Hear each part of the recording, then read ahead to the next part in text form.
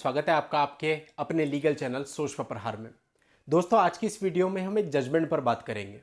जैसा कि आप जानते हैं कि समय समय पर नए नए जजमेंट्स आते रहते हैं और दोस्तों हर एक जजमेंट से आप लोगों को सीखने को मिलता है।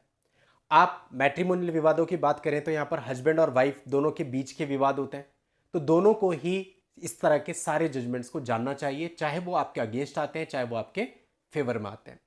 और आपके यदि कोई भी विवाद कोर्ट में चल रहे हैं तो आपको निश्चित रूप से उससे मदद मिलती है। तो पॉजिटिवली दोनों ही पक्षकारों को इस प्रकार के सारे जजमेंट्स के बारे में जानना भी चाहिए और जो जजमेंट की कॉपी होती है उसे विस्तार में पढ़ करके उसे समझना भी चाहिए।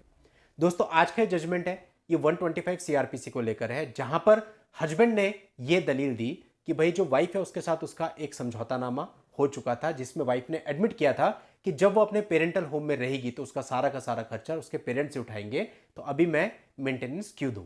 अब इस पर कोर्ट ने किस तरह से पूरे मामले को देखा और क्या फैसला लिया, किन चीजों को, किन लीगल पॉइंट्स को ध्यान में रखा गया, ये सब कुछ मैं आपके सामने रख रहा हूं। यदि आपके साथ भी कई बार ऐसा होता है कि भाई आपने अपनी वाइफ के साथ या वाइफ ने अपने हस्बैंड के साथ किसी कागज पर एक समझौतानामा कर लिया या कई बार किसी स्टैम्प पेपर पर समझौतानामा कर लिया, कई बार कोर्ट में भी समझौतानामा हो जाता है, तो इनका क्या इफेक्ट होता है। क्या भरण पोषण जो 125 सीआरपीसी है अगर उसके अगेंस्ट लिख करके दे दिया है कि मुझे भरण पोषण नहीं चाहिए, या जैसे इस मामले में कि अगर मैं पेरेंटल होम में रहूंगी तो मेरा भरण पोषण माता पिता करेंगे, ऐसा कुछ भी हो सकता है, तो क्या आप उसको एग्जीक्यूट करा सकते हैं या उसका क्या प्रभाव रहेगा, वो सब चीजें आज के इस वीडियो में आपको समझने और सीखने को मिलेंगी। दोस्तों, यदि आपने अभी तक भी इस चैनल को सब्सक्राइब नहीं किया है तो चैनल को सब्सक्राइब करके नोटिफिकेशन बेल पर जरूर क्लिक कर लें, ताकि फ्यूचर में जब भी मैं आप लोगों के लिए इस प्रकार की कोई जानकारी लेके आऊं तो उसकी सूचना आपको सबसे पहले मिले। तो चलिए दोस्तों, पहले हम इस पूरे मामले के फैक्ट्स को समझते हैं। 10 मार्च 2016 को दोनों की शादी हुई थी। शादी के 3 महीने के बाद ही जो पत्नी थी उसने इल्जाम लगाया कि जो पति और उसके परिवार वाले हैं वो उसको प्रताड़ित करते हैं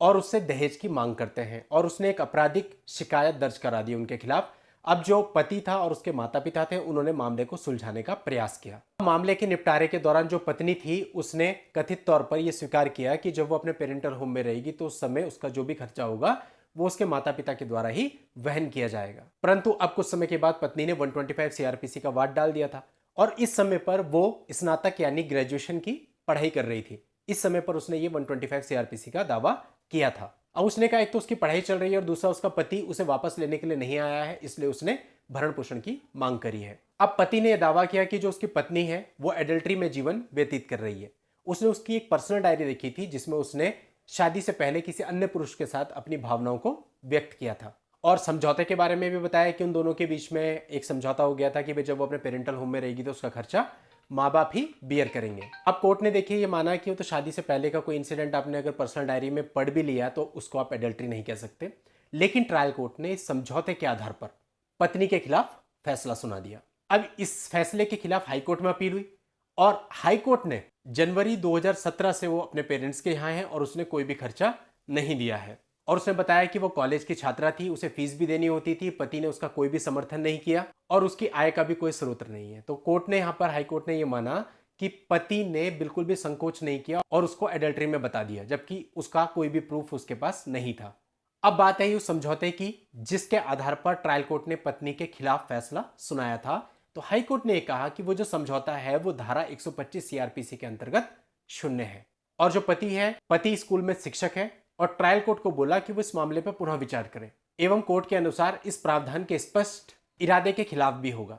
यानी इन शॉर्ट अगर हम कहें तो इस प्रकार के समझौते के आधार पर 125 सीआरपीसी के दावे को खारिज करना कोर्ट ने सही नहीं माना, नहीं किया जा सकता, और इस प्रकार के जो भी समझौते होते हैं वो सीआरपीसी 125 के अंतर्गत शून्य माने जाएंगे। यानी यदि किसी के मामले में ऐसा हो रखा है कि कच्चे कागज पर कोई समझौता हो गया है या स्टैम्प पेपर पर 100 रुपए के कोई समझौता हो गया है, तो इस प्रकार के समझौते की वैल्यू नहीं होती है। वैसे इस पर मैंने पहले भी कई वीडियोज बनाए हैं, बट अभी ये बिल्कुल जजमेंट के साथ आया है तो इस पर मुझे ये वीडियो बनाना था। लेटेस्ट जजमेंट है और आप लोगों को सीखने को मिलेगा कि इस तरह की चीज़ों से केवल आपका टाइम ही खराब होता है और एक बिना मतलब की गलतफहमी अपने मन में रहती है कि आप दूसरे को बाउंड कर लेंगे, लेकिन लीगली ना तो हस्बैंड वाइफ को ना वाइफ हस्बैंड को बाउंड कर सकती है इस प्रकार के एग्रीमेंट्स के आधार पर। और दोस्तों, आप लोगों को इस जजमेंट का लिंक इस वीडियो के नीचे डिस्क्रिप्शन में मिल जाएगा, वहां जाके आप इस पूरे जजमेंट को पढ़ सकते हैं और अपने मामलों में परिस्थितियां सेम होने पर इसका फायदा भी उठा सकते हैं। नेक्स्ट वीडियो में नई लीगल जानकारी के साथ मैं आपसे फिर मिलता हूं, तब तक के लिए goodbye and thank you for watching. Take care.